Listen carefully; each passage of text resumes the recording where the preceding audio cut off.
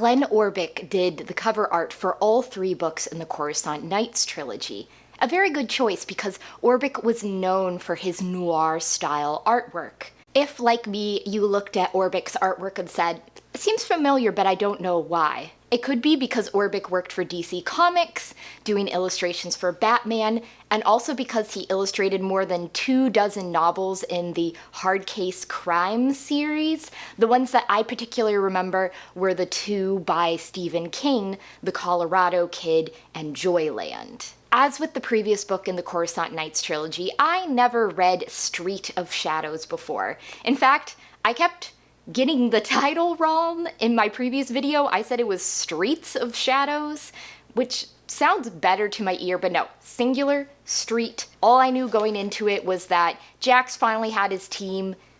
Stuff was going to ensue. So first, a brief summary. Having decided in the previous book that he's going to stay on Coruscant, Jax Pavan and his pals continue to work for the Whiplash resistance. When a Zeltron stunner named Deja approaches Jax and his team about getting her and her artist partner off of Coruscant, everyone is shocked to find the Kamazi artist murdered in his studio. But while Jax and co investigate who killed the artist, Darth Vader is still searching for Jax, and he's employed a bounty hunter to do so. I complained in my review of the previous book that the back cover blurbs aren't very accurate for these books. And I have to say, at least in Street of Shadows, Jax is investigating something, even if I wouldn't call him a private investigator per se.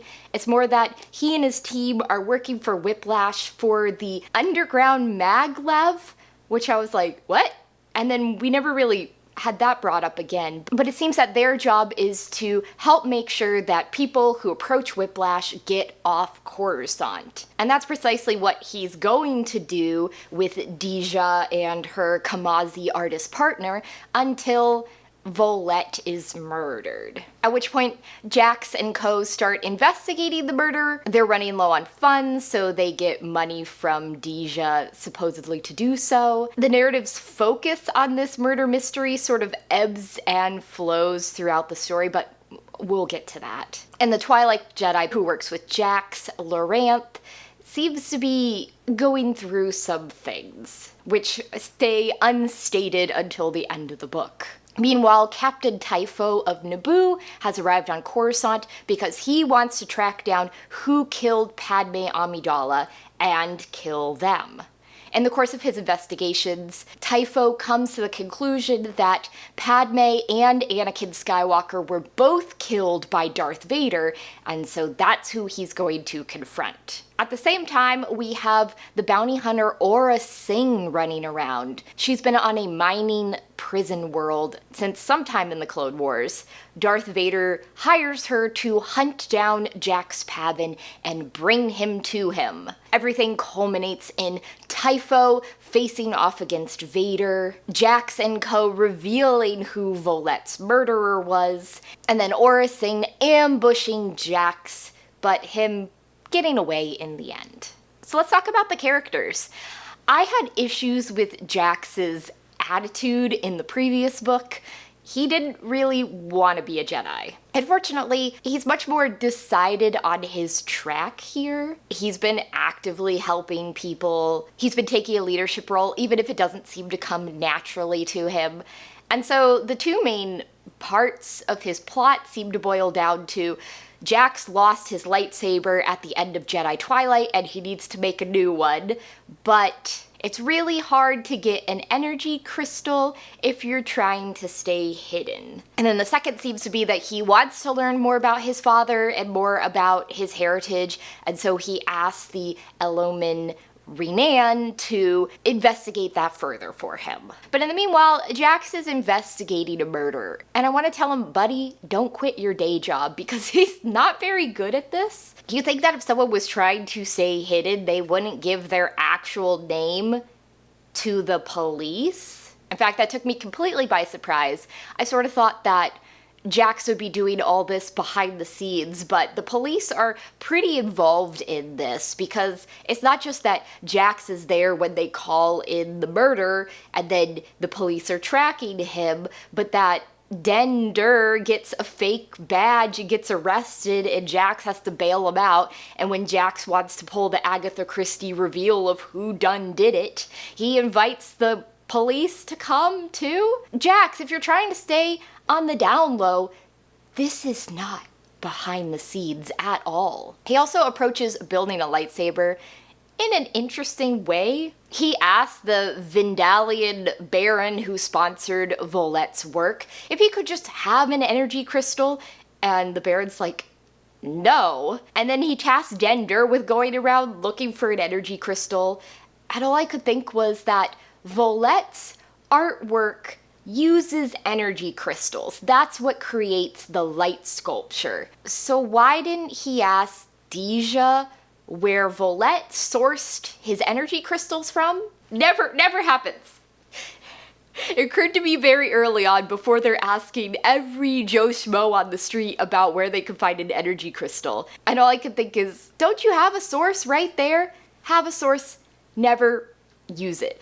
That just felt like a lot of Jax's investigation to me, where he goes and interviews the Baron and the Baroness, and then he's like, oh, I never used the Force to sense what the Baroness was feeling. And then it just sort of drops, and then Dhur finds a thief who's been stealing pieces, and they talk to him, but that doesn't really go anywhere either. And then next thing we know, Jax is like, I've got it, everybody come, I'm gonna tell you who did it. And it almost felt like a the butler did it solution, because after Jax goes and accuses the Baroness and she's like, I did not do it, the Baron and Baroness's droid goes, I did it, and then destroys himself. But there were just periods of the book where the mystery got dropped for other things.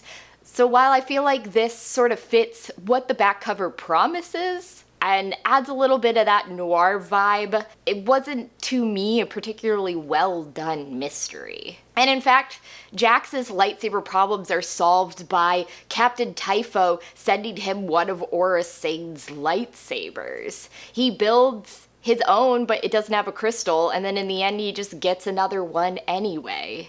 Additionally, after Jax learns from Rhinann about what the Elohim dug up about his dad, he talks to I-5 and says, hey, why didn't you tell me that my dad was killed by a Sith? And I-5 was like, well, 'cause I don't think your dad would have wanted you to pursue vengeance.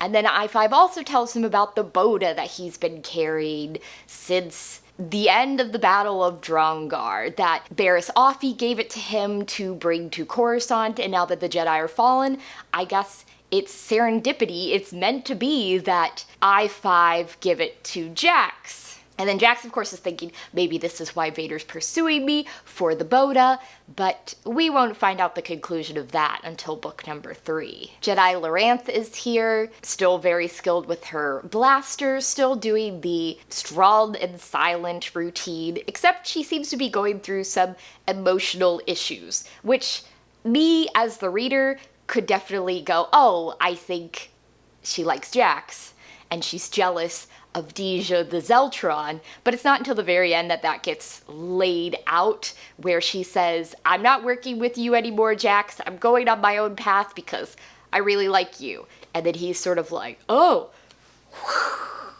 me too, I didn't even realize it. And she's like, okay, cool, bye. So again, that seems to be something that will be carried over into book number 3, whether there's any resolution on that front. Laranth is the first to face off against Aurra Sing in a hologram fun house. She comes ahead pretty good, but when Aurra Sing ambushes them at the spaceport, Laranth does not end up as well, is pretty badly wounded. And I feel bad for Laranth because I feel like these kind of situations are something that the Jedi Order didn't really prepare Jedi for. It was like, no attachments, and that's that. But now that the Jedi Order has fallen, what do you do going forward? Obviously, Luke's Jedi Order took the approach of, we're not going to keep that rule, but I would imagine that for prequel era Jedi, that's rather harder to overcome. And I think it's pretty obvious that Deja is like a noir femme fatale, and that while she is very beautiful and gives off pheromones all the time, that Jax isn't actually interested in her, but maybe because Laranth was never given the framework to work through a problem like that, she just gets stuck in an emotional dark place. Dhur is still not working as a reporter here, but he gets to do a little bit of investigating, which was fun. I liked seeing him going around, buying all the parts for Jax's lightsaber, and then buying a fake cop ID. However well-intentioned that was, it obviously was a bad idea, but for the mystery plotline, it got them a little further, so you know what? Dhur, legally bad, but I'll let it slide. Dhur is still the member of Jax's group who is most insistent that they need to leave Coruscant. And again, I don't blame him because he's a Celestin. He's just a little guy. And they do seem to get into some rather dangerous situations here. I-5 is also here being sassy, helping with the murder investigation, showing a lot more forthrightness and wherewithal than droids are expected to have, which definitely throws outside individuals like the Baron. I-5 is supposedly the one that figured out that the protocol droid killed Volette because of reasoning, but we don't see how I-5 gets there, just that he was like tapped into the network and listening to everything that the police were doing. But I did like the reminder that I-5 has been carrying this vial of bota, maybe one of the last potent remaining vials. And not just that, but that he trusts Jax enough to let him know what he carries. That if their relationship seemed very rocky in the first book because Jax didn't want to have anything to do with him, they're on a much better footing here. The last member of their little crew is the Elohim Rhinann, who is not happy. In fact, I was sort of expecting him to betray them in this book, but I think he's going to in the third book, because he wasn't happy working for Vader, but he's not happy working for them. And he wants prestige and power, and also the ability to use the Force, but he's completely non-Force sensitive. He gives some interesting information, but he also starts to dig into other things, like the bota, which again is why I think he's going to betray them in book number 3, because this just seems like a confluence of people talking about bota, and that's gonna boil over at some point. I found the addition of Captain Typho here very interesting. I think similar to how the first book brought Nick Rostu back, I like that we had a member of Padme's security team here who does not accept what they were told about her death in Revenge of the Sith, and it's like, someone murdered her. I saw the body, she was strangled to death. He digs into things, he comes across Aurra Sing and bests her. He comes across Jax and's like, I know Vader's looking for him, I can use this. And he basically looks at what happened on Mustafar and comes to the wrong explanation.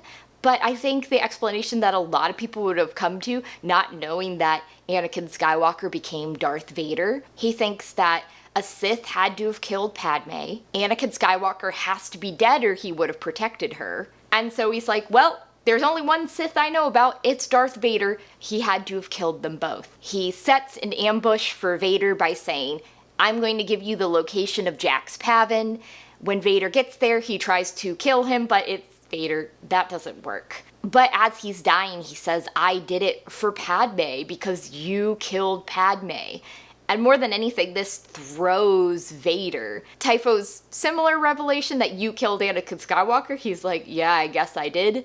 But I think that Vader at this point is too close to the events of Revenge of the Sith for that accusation that you killed Padme not to hurt him. And I even think that years down the line, if Vader's going to have any weak spot, it's going to be related to Padme and then later to Luke as well. Because he did all this to save her, only for it to be like a self-fulfilling prophecy, and everything he did just killed her in the end. Vader's continuing to put the pressure on finding Jax Pavan, but he's not looking for him himself here. As in the previous book, he's having someone else do it, and that someone else is the bounty hunter, Aurra Sing. If I liked what Captain Typho added to the story, I felt like at times that Aurra Sing took away the focus from Jax and everything else going on. And I feel like too, this felt to me like just a way to drag it out, that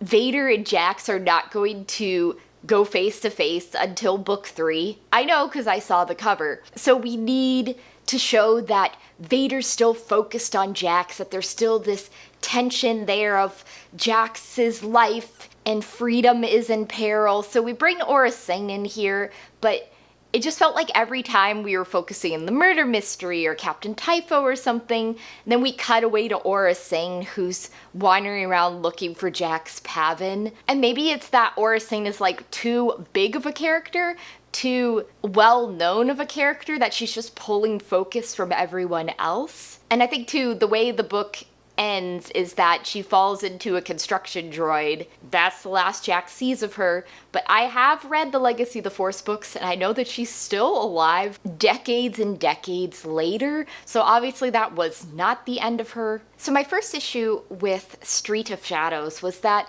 while I felt like the noir element was developed a little bit more than it was in the first book, Jedi Twilight, I still don't think that either of these books even approach the noir atmosphere that Darth Maul's Shadowhunter had, which is a little strange to me because this has like a lot of potential for being a Star Wars hard-boiled detective story. Some of the elements are here, like the murder mystery with the attractive dame who, you gotta be careful, she's trying to seduce you. But then at the same time, I felt like a lot of the locations could have had that really like gritty noir quality, and they didn't. This is set in the underworld of Coruscant, but it didn't feel as grimy and dingy as it could have been. My second issue was that some of the dates were very, very wrong in this book, particularly when Rhinann is investigating Jax's father's past for him. He finds a message from Barriss Offee to Luminara Unduli about the bota, and he says it's from 20 years ago, and no, it's not. That was during the Clone Wars. Rhinann says that the Trade Federation embargo of Naboo was 23 years ago, which, if the events of this book are set like 18 and a half years before A New Hope, The Phantom Menace is probably like 14 years ago. And then Rhinann says that the Zabrak Sith, Darth Maul, killed a Hutt in a nightclub 18 years ago, which is a wrong date, but a different wrong date from the other one. Those should be the same number of years ago. They happened the same time. The events of Darth Maul's Shadowhunter lead directly into the Phantom Menace. This made me wonder if originally Michael Reeves intended for the Coruscant Nights trilogy to be set like closer to the Battle of Yavin, that this wasn't so immediately after Order 66, but further on. Either that or just the math ain't mathin' here. Finally, my third issue with Street of Shadows was just how poorly executed the mystery plotline felt. We have a Kamazi artist who's upset because his planet was just destroyed, probably by Emperor Palpatine, even if he's not going to come out and say it. And so he creates this piece of artwork. It's supposed to be a cairn of his people. Meanwhile, his business partner finds Jax and says, I want to hire you to help get me and Volette off of Coruscant. It's dangerous now for him. They head to the studio and he's dead. Number one, we never hear what happened to that piece of artwork. I initially thought that his murder was instigated by the destruction of Kamas, and so probably it was really dangerous that he made that piece of artwork and that's why he died. But no, the droid did it. And then it was like, well, maybe he was murdered because he's creating sculptures using energy crystals, and the Empire's really cracked down on people getting those because they don't want Jedi running around making lightsabers. But no, it's not related to that either. And in fact, Jax never pursues that line of inquiry. He talks to the artist's sponsor, but he sort of does a half-assed job there. Then they talk to undisclosed people, nothing. And then Dhur makes a breakthrough with his fake ID, and they find out about a thief, but again, nothing. And then it's towards the end of the novel, so Jax has to wrap this up, and he's like, I know who did it, the Baroness. And then the droid's like, actually, I did it. And now I will destroy myself. And I just felt like this murder mystery could have added a lot to the noir atmosphere that I felt like was missing here, but it just felt like huge chunks of the book would forget about it, would be focused on Captain Typho or Aurra Sing, and then be like, oh yeah, the murder mystery plotline. Well, we're back here and there is no progress. And I just felt like this could have been executed so much better, but it wasn't, and that ended up being the biggest downside of the book for me.